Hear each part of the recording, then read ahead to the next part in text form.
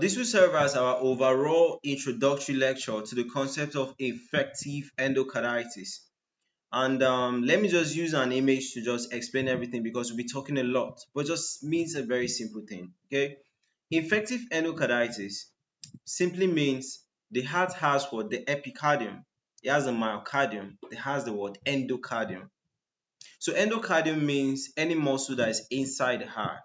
Okay, so that means the heart chambers, the heart valves are formed by these muscles inside the heart. Do you understand?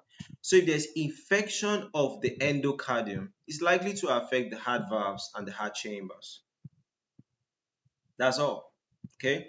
So here now we'll just be talking about everything that has to do with what this infection. Where we get to talk about the organisms that can cause this, talk about the types of infective endocarditis, the causes, that's the organism, the risk factors, the symptoms, how will the patient present if they have infective endocarditis, look at the diagnosis and the treatment for this infective endocarditis. Definition says that infective endocarditis is what? A bacterial, fungal, or viral infection of the heart valves or the endocardium. All right. So if you say heart valves now, it's understandable. If you say on endocardium, just simply means what? The heart chambers. All right. So infection of heart valves is an infection of heart valves or endocardium, typically caused by bacteria. All right, but fungals and virals can actually still cause it. Types. It could be acute. When something is acute, it's sudden.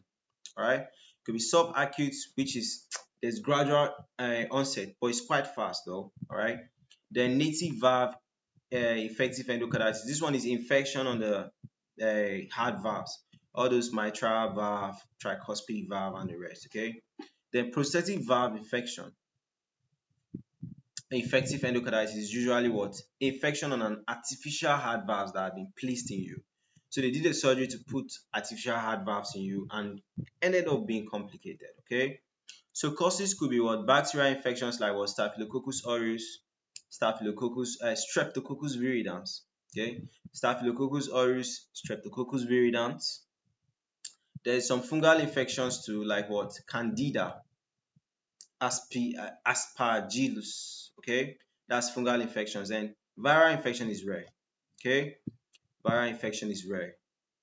Then trauma or surgery.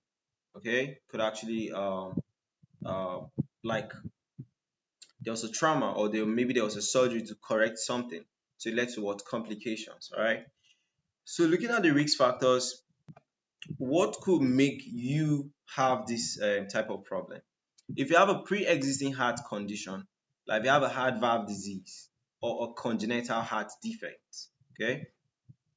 If you use intravenous drugs is you puncture your vein, so there's a possibility that infection can now come in and spread to the rest of the body, okay? Poor dental hygiene, right?